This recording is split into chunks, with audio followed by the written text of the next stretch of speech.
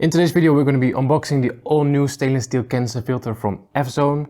We're going to unbox it, we're going to set it up and we're going to install it on the big shallow.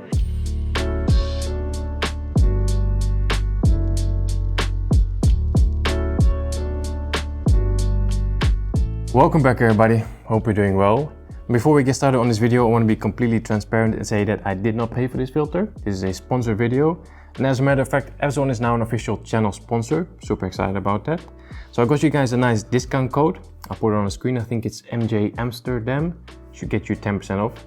So if you're looking for a stainless steel filter or like a CO2 regulator, Chihiro's lights, lily pipes, all those kind of things, then check out Fzone Aqua. And yeah, that's it. Yeah, let's not waste any more time. Let's just get straight into the unboxing. So a quick look at the box itself. We have the Fzone stainless steel external filter. And I believe they call this the Astra, something like that, but there's nothing mentioned like that on the box. On the box itself, we also see 304 stainless steel. That basically just means that it's oxidation and corrosion resistant. We have some adjustable flow rate, that's nice. We don't see that with many filters. And easy maintenance, well, I think we will be the judge of that. We'll find out later. Move it to the side. There we see that there's two different models. So we now have the single inlet model, but there's also one with a dual inlet. And I wasn't sure what the exact reason is behind that, but according to Fzone, that just means the dual inlet is better for a bigger tank. So the single inlet is rated for tanks up to 60 gallons. That's roughly 200 to 250 liters. And the dual inlet is rated for tanks up to 100 gallons. So that's like 400 liters more or less. And this one is the EU plug because I'm in the Netherlands. And then there's a quick story here about why filtration is important. And then we see the specifications. So the filter itself is 22 centimeters wide and it's 40 centimeters tall. Some power information. Flow rate is interesting. 0 to 3000 liters per hour or 0 to 800 gallons per hour. It's quite a lot. And the inlet outlet size is 17 millimeters. What's in the box? Well, I think we should just open it up. All right, this thing is big. Probably heavy as well. So, are you guys ready? Come on. Oof. Here we go. That's heavy. That's all. Right, here we go. What a unit. Never had a stainless steel filter before, but this is looking pretty good. So we have the Fzone logo in the center here. Then we basically just have a massive cylinder made out of stainless steel. We have these really heavy duty clamps on top here. On the bottom we have a slightly larger plate, I guess. We have the inlet here. And then on top we have the lid. So the lid is now inverted. We can swap that around and that will reveal the pump. We're gonna do that in a second. But yeah, this is looking pretty good. All right, so let's swap the lid around so we can take a look at the pump.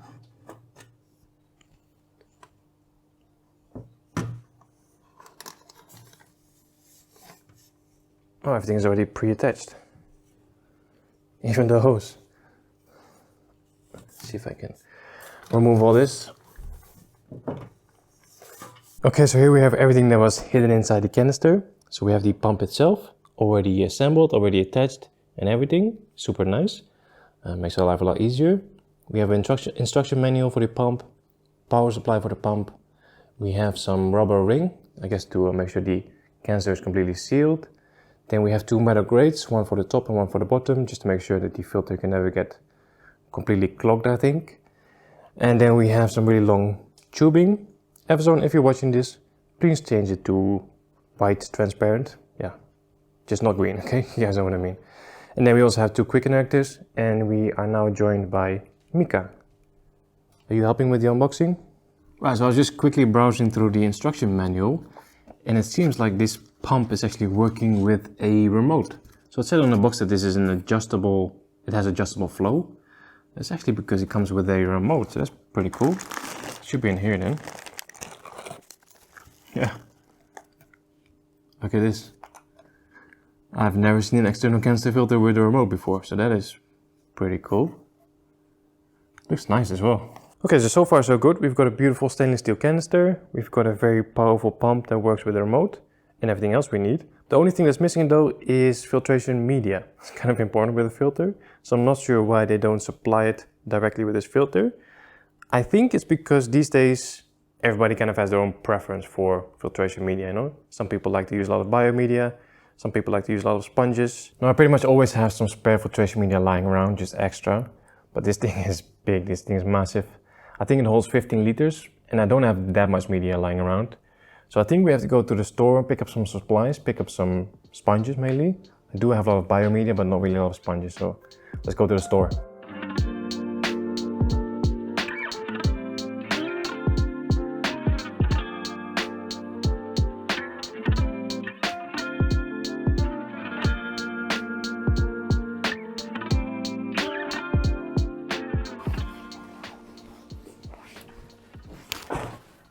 And we're back from the store, so we've got 2 large filter pads, we've got some media bags and some filter wool. Unfortunately they only had the coarse and the fine pad, so we don't have any medium pads, but should be okay. And total cost for this was roughly 30 euros, I think. Yeah, so 30 euros for the media. Then the filter itself is actually, I think it's $350 for the single inlet model, and the dual inlet model is I think $20 more expensive, so 370. So all in all, it's quite a lot of money, but I think for a stainless steel canister filter, it's very affordable. I'm not going to include the price of the media because I already have it, but I mean, if you want to include it into the price, I'm sure you can calculate that yourself. So the only thing left to do now is to cut up some nice circles that will fit exactly into our cylinder, our canister, and then we can start assembling the whole thing. So let's do that right now.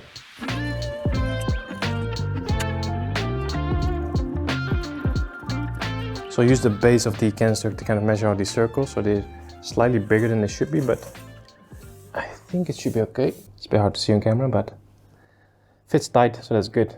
Now the instruction manual is purely for the pump itself, so there is actually no manual to set up the filter. It's a bit of a shame, I think. I mean, it is pretty straightforward, but it should be dummy proof. So Fzone, if you're watching, definitely include a manual, please. There are some videos on the Fzone YouTube channel as well, so they kind of explain it, but yeah, they're not super great quality either.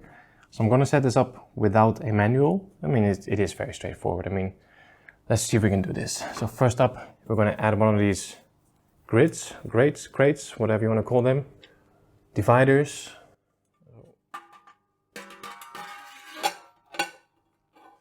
So one goes all the way on the bottom. Then I'm going to add one large or coarse filter sponge. So that's the first layer. And then I'm going to also add one fine filter sponge. Normally I would suggest first a medium and then a fine, but this time we do not have a medium. Yeah, so this is what it currently looks like inside the filter. We have the divider on the bottom. Then we have our coarse filter sponge and our fine filter sponge. After this, I would like to add the biomedia in these filter bags. And then after that, I'm going to add a layer of, I think another layer of the fine filter pad and the filter wool, and then we can close it up. But we're going to do that later. Right now, I just want to do a little dry test run, assemble everything just to make sure we're doing it right. So then, yeah, I think this one goes on top, the second one basically. That closes everything down, and then we can add our lid. So that's basically how it goes. So let's do a little test.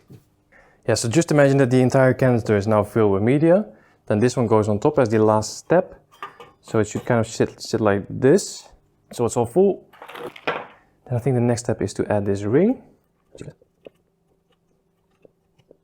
Here we go, that's the rubber ring. Now we can add the lid. I don't think it really matters in which position you place it. So I'm just gonna put it like this for now. Lid goes on. And then with these clamps, we can lock it. Then we have the cable. So I guess one end goes in our remote. Then we have the power supply. Yeah, this kind of speaks for itself, of course. So this goes in the remote as well. That should be it. I'm not going to plug it in because it's dry. I don't think it's safe to do that. Yeah, the only thing left to do now would then be to fix all the hoses, but again, that's kind of speaks for itself. Yeah, that's it. Dry test completed.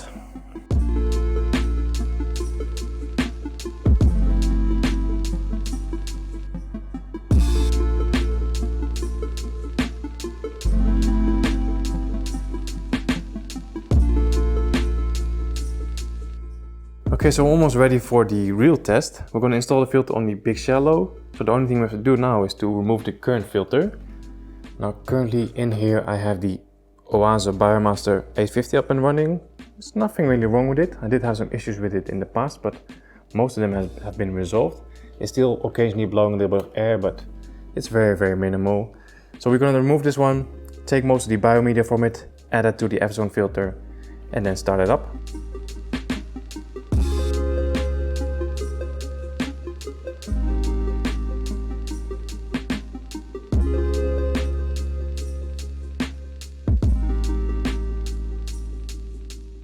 Okay, so we got all our cycled media. I've got 5 of these bags in there, so we have quite a lot. I'm gonna cover that with the fine filter mat, foam mat, like so. And then I think last step will be a little bit of this filter wool.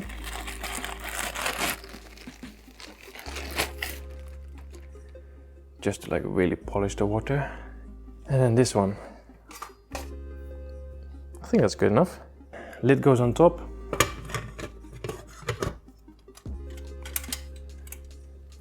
And then we close it up again. Okay, so the only thing left to do now is to attach all the hoses. So one to the pump, one to the inlet, as well as the quick connectors. So I'm going to take a little bit of that ugly green tubing, connect that to here as well as here, then attach the quick connectors, and then attach the currently existing tubing from the previous filter to here as well.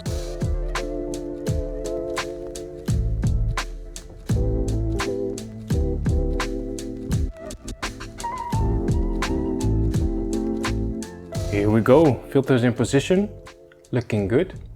We do have a loop, but that's, yeah, there was no way around it with the quick connectors.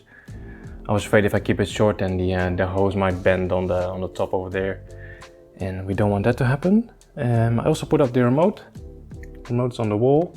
I think it currently says error. That's because I have yet still to plug this one in. I just want to wait until the filter is filled with water. So there is no priming system here, of course, so we need to prime it manually. So I'm just gonna do a quick siphon on the outflow of the filter and hopefully that would work. Let's give it a try. Let's try this.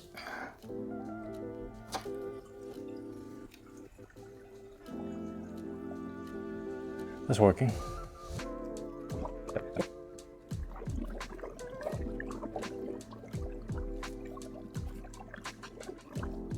Primed. Nice. Let me fix the outflow and then we can start it. Okay, so we're all filled up. So I'm going to connect it. I'm a little bit scared. I'm not sure if it's going to start immediately after I connect it, or if I still have to press like an on button or something. No, we're connected now. Oh, here we go. It's on. That was very gentle. It's quiet as well. Okay, so let's quickly go over the remote. We have 4 buttons. We have an on button, an M, a mode button, a minus and a plus. So there's 4 different modes. Right now we're in mode 1 and we're also at speed 1. So the mode 1 is just constant flow, nothing special about it. And then with the plus button we can actually just increase the flow. So right now we're at like maximum speed and this is way too much. So I'm just gonna bring it back. So mode 1 is just constant flow. If we press the M button, we go to mode 2. And this is like a pulse mode. So right now it's a really quick pulse. And I think if you press plus, now the frequency is a bit less. So it's still pulsating, but not as fast as on 1 basically. And then if we go to mode 3, this is also pulse, but more like a wave. So it's much slower, it's much more gentle, I guess. Basically that's the 3 different modes. And then mode 4 is basically like a feed button. So if you press off, right now we have feed. So it's off for 10 minutes. If you press again, it's off for 20 minutes. If you press again, it's off for 30 minutes. And if you press one more time, it's off completely. So super simple. I'm just gonna stick with mode 1. Maybe a little bit more flow, like 5. I think 5 is good. Okay, so we're up and running. Of course, everybody's now curious if it's making noise. It's making a little bit of noise, but I mean, it's only been running for 5 minutes. In my opinion, new filters always make a little bit more noise. Once everything gets a little bit of biofilm on it, it's usually a lot more quiet. So let's come back tomorrow, see if it's any better. And to be honest with you, once I close the door, I don't hear anything at all. So it seems to be already more quiet than it was on Biomaster, so that's nice. The next day. Okay, so get this. Yesterday, my girlfriend got home from work, we had dinner together, and after dinner I really wanted to show her the filter. So I opened the cabinet door, and the first thing she said is, I thought it was more quiet in the house. So she definitely noticed the difference. I mean, we have 10 tanks up and running here, so there's always a little bit of background noise, but right now it's just significantly more quiet.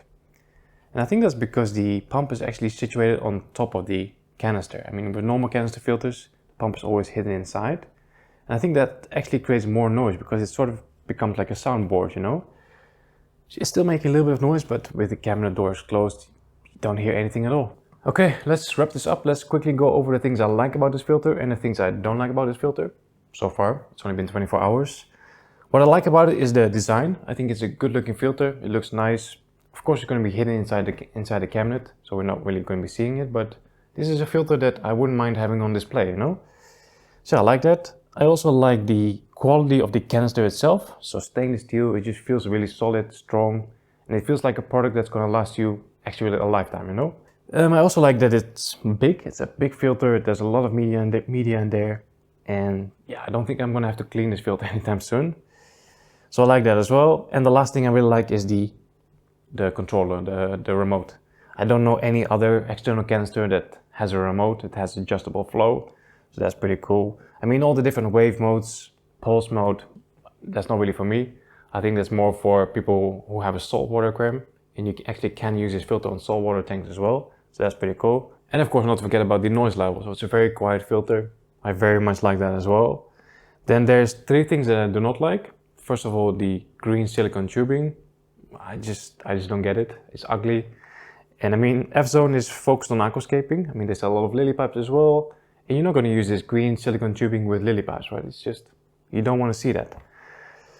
Then the second thing that I do not like is the fact that there was no manual. I mean, it is very straightforward to set it up, but still, I think there should be a manual inside the box. And the last thing that I don't really like is the blue plastic from the filter, from the pump.